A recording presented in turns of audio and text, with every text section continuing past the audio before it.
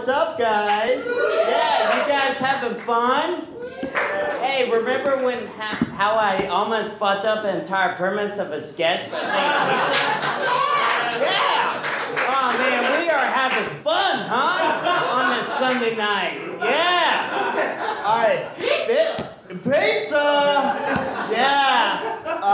So, this is a special part of the show where we have a stand-up comic come out, and unfortunately this is the last night that we will be having a stand-up comic. I know, I'm very sad too.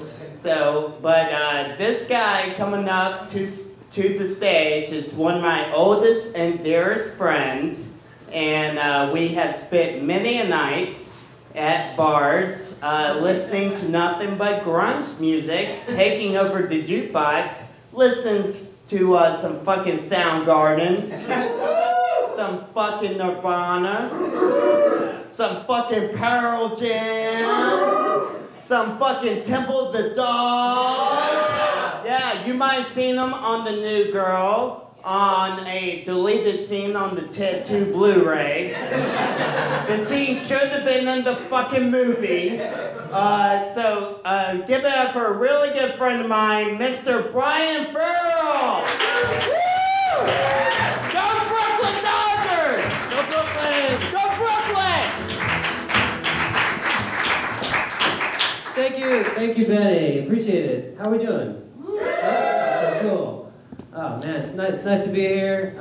We're living in crazy times these days, right? We're rating people with our phones, you know, like Uber. It's crazy. Like I was in New York and I took a yellow taxi cab, and I can't rate this guy, and he can't rate me. So he was like, "Where the fuck are you going, you fucking Irish fuck?" And I was like, "I'm going to fucking Queens." And like, this is fucking awesome. Authenticity, you know. How you guys doing? Good to see you. Yeah, technology is like changed so much. I'm 40. I just turned 40. Thank you very much. Listening to a lot of Jimmy Buffett, and, you know, getting into pirates at 40. But back in my day, we didn't have these fucking phones and shit. I'm thinking a lot about technology. Thinking a lot about, you know, history has proven that if you want to speed up technology, you just add electricity to it. Like the electric pencil sharpener, or the electric can opener, or the electric chair. Because previously you had to strap some guy to a chair and wait a couple weeks. Yeah, it's weird. You know, I moved here like about 20 years ago when I'm trying to be an actor and stuff like that. And we had these like headshots that we had to like staple our resume to. Remember those? And then you had to like go to the newsstand and buy a magazine that said, you know, breakdowns, and you couldn't check anybody's credibility. You couldn't be like, IMDb, who's this person making this movie? I don't know. I'll just send my headshot to them and see what's going on. And you know, I got some there's a Backstage West was the name of the, I think they still have a website, you know what I'm talking about. And so I was doing this every week, every Thursday. I'd go and I'd circle like, oh yeah, early 20s, male Caucasian.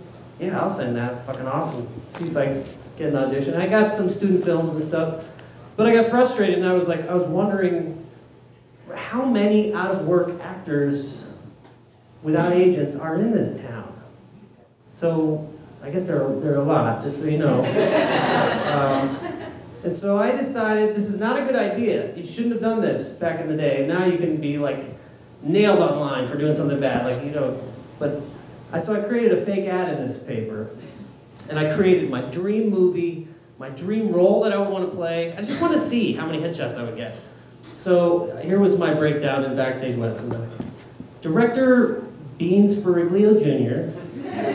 is now accepting SAG submissions for the low-budget feature film Chandelier.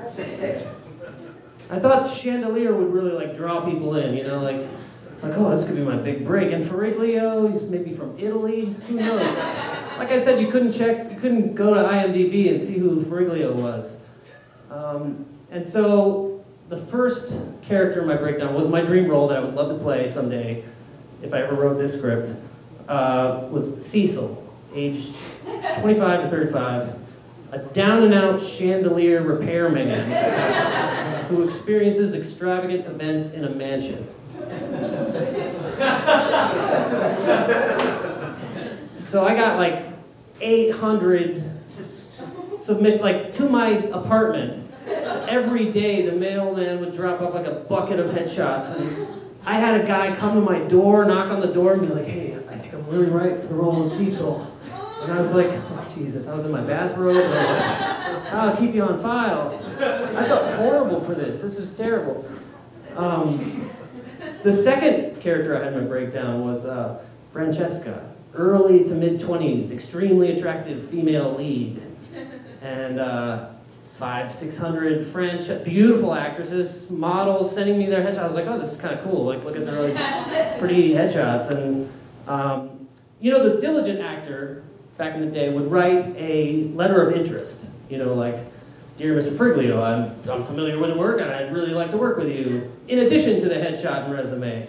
And so one actress stuck out, and I would cast her in something if I had something going right now. And she wrote a letter of interest. She wrote a cover letter. She wrote, "Dear Mr. Friglio, how dare you make the female lead have to be extremely attractive while the male lead doesn't have to be attractive at all? Please consider me for the role of Francesca." And I was like, you know, she didn't get the part because there was no movie.